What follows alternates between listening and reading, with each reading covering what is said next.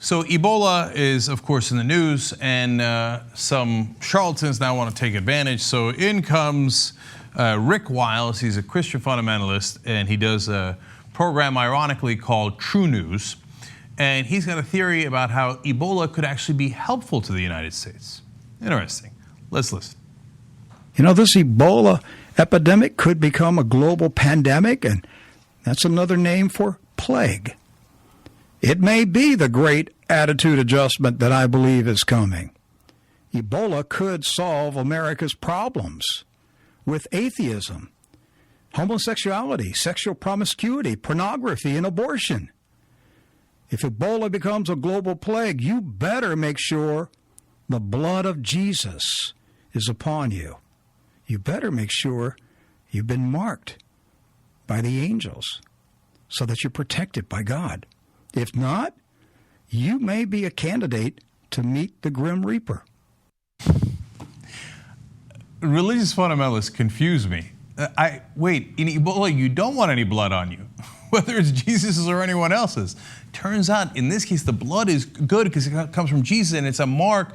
And then the people without the blood will meet the Grim Reaper, but the one with the blood smeared all over them, well, they're safe. And that's because God or Yahweh is going to go, okay, I pass over you, and I'm going to go to the other guy, and I'm going to give him Ebola. Why? Because he watched porn. What that has to do with Ebola? Anybody's guess.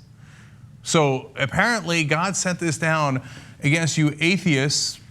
Again, connection to Ebola, don't have one, don't need one.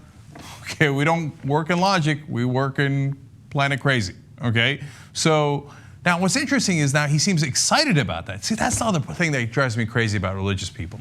And I don't mean all religious people. In fact, the great majority of religious people, of course, don't believe in this nonsense. They just go to church, want to be good people, etc., right? But these fundamentalists, like, they're looking forward to the death. Like Armageddon, oh, when everybody dies, yes, right? Oh, if Ebola just killed everybody, almost everybody in America, if it killed all the atheists and all the pornographers, etc., well, that would show how moral God is. Really, would it? That logic escapes me once again because there is no logic. But so now he's celebrating Ebola. Just pause for a minute. The guy who thinks he's really moral is celebrating Ebola, okay? But just last week, apparently he was singing a different tune. Raw Story has a story.